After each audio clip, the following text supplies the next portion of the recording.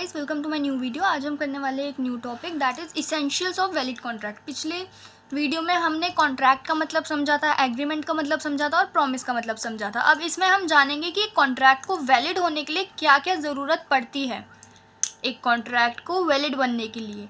अब सबसे पहले क्या होगा, टू पार्टीज़, क्योंकि हम अपने आप से तो कॉन्ट्रैक्ट नहीं कर सकते हैं, तो फिर हमें दो पार्टीज़ की ज़रूरत है, एक हमारी और एक जिससे हम कॉन्ट्रैक्ट करने वाले हैं। तो टू पार्टीज़ चाहिए। दूसरा क्या है, इंटेंट ऑफ लीगल ऑब्लिगेशन, मतलब जो भी दोनों पार्टीज़ कॉन्ट्रैक्ट के अंदर इन्वॉल्व है उन दोनों के मन में इच्छा होनी चाहिए कि वो लीगल काम ही करने वाले हैं या कोई लीगल रिलेशनशिप ही इस्टेब्लिश करने वाले हैं, ये नहीं वो कुछ इलीगल काम करने वाले हैं और फिर उन्होंने कॉन्ट्रैक्ट बना के गवर्नमेंट से साइन कराने की सोच रहे कि हाँ अब तो हम ये इलीगल काम करने वाले हैं और हमने इसका कॉन्ट्रैक्ट बनाया है तो फिर ये वैलिड है।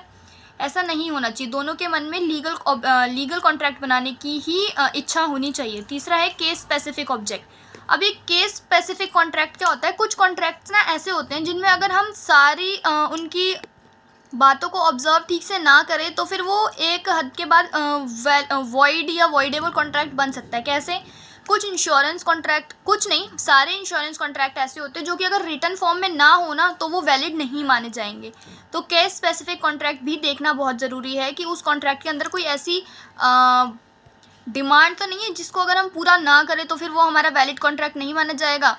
सबसे पहले two parties, intent of legal obligation, case specific contract. आगे देखते हैं। अब चौथा है certainty of meaning. Certainty of meaning का मतलब क्या होता है कि अगर हमने कोई कॉन्ट्रैक्ट बनाया है, ये नहीं हमने उसमें कुछ भी लिख दिया कि ए बी को प्लॉट बेच रहा है सो एंड सो अमाउंट पे। अब कॉन्ट्रैक्ट के अंदर सब कुछ अच्छे से डिफाइन होना चाहिए, अगर वो नहीं है तो फिर वो कॉन्ट्रैक्ट इलीगल माना जाएगा। जैसे इसमें क्या लिखा है एग्जाम्पल में कि I agree to pay mister X a desirable amount. सबसे पहले डिज़ायरेबल अमाउंट, यहाँ अमाउंट स्पेसिफिक लिखा नहीं है कि 50,000, 60,000, 1,00,000 क्या है।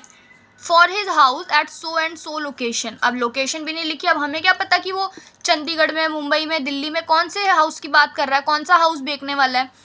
बाद में तो ये जाके कॉन्ट्रैक्ट नुकसान कर सकता है ना, कि क्या पता बंदा मना कर दे कि मैंने तो कॉन्ट्रैक्ट ही नहीं किया था इस घर का।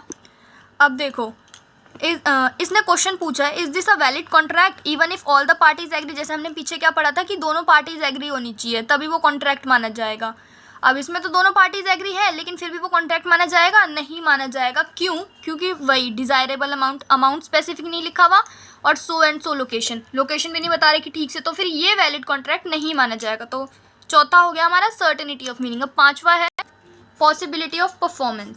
पॉसिबिलिटी ऑफ परफॉर्मेंस का मतलब क्या होता है कि हम किसी भी चीज़ का कॉन्ट्रैक्ट नहीं बना सकते। ये नहीं कि मैंने किसी को बोल दिया कि तुम मर जाओगे तो मैं तुम्हारी लाइफ वापस ले आऊँगी, इसका मेरे साथ कॉन्ट्रैक्ट करो और हर महीने मुझे 10,000 रुपये देना इस बात के।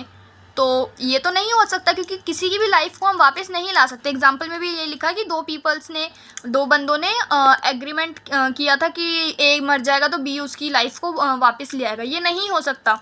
तो possibility of performance of an agreement, जो एग्रीमेंट में लिखा है हम उसको परफॉर्म कर सकते हो, उसकी पॉसिबिलिटी हो, कोई इम्पॉसिबल चीज़ का एग्रीमेंट नहीं बना सकते हम लोग। तो ये हो गया पांचवा, possibility of performance of an agreement. अब छठा क्या है, छठा है फ्री कंसेंट। अब कंसेंट का मतलब क्या होता है कि जो दो बंदे हैं ना एक ही सेंस में एक ही चीज़ पे एग्री होने चाहिए, तब हम कहेंगे कि हाँ ये दोनों कंसेंट में है।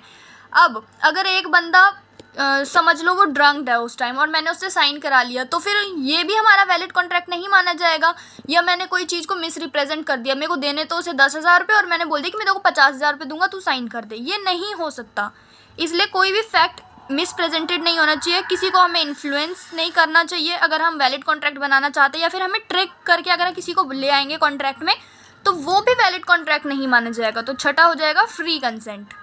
अब सातवां है कॉम्पिटेंसी ऑफ पार्टीज़। कॉम्पिटेंसी मतलब क्या होता है कि जो दोनों बंदे हैं ना वो कॉम्पिटेंट होने चाहिए एग्रीमेंट में आने के लिए।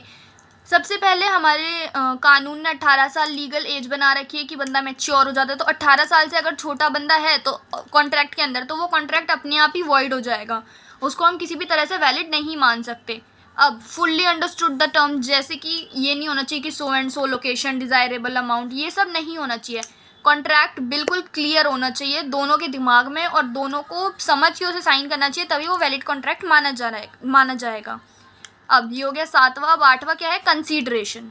कंसीडरेशन का मतलब क्या होता है, समथिंग इन रिटर्न, कि अगर दोनों बंदे किसी कॉन्ट्रैक्ट में है तो दोनों को फ़ायदा होना चाहिए, ये नहीं कि सिर्फ एक ही को फ़ायदा होगा। जैसे अगर हम दुकान पे भी कोई चीज़ लेने जा रहे हैं तो हम उसे पैसे दे रहे हैं, उसको पैसे मिल रहे हैं और हमें चीज़ मिल रही है, तो हम दोनों को कुछ ना कुछ फ़ायदा हो रहा है ना। तो इसीलिए समथिंग इन रिटर्न कंसिडरेशन का मतलब है कि जितने भी बंदे कॉन्ट्रैक्ट में हैं उन दोनों को फ़ायदा होना चाहिए। बाकी आप जब नोट्स में पढ़ोगे जो मैंने लिख रखे हैं यहाँ पे आपको और समझ आ जाएगा। 9th है लॉफुल कंसिडरेशन।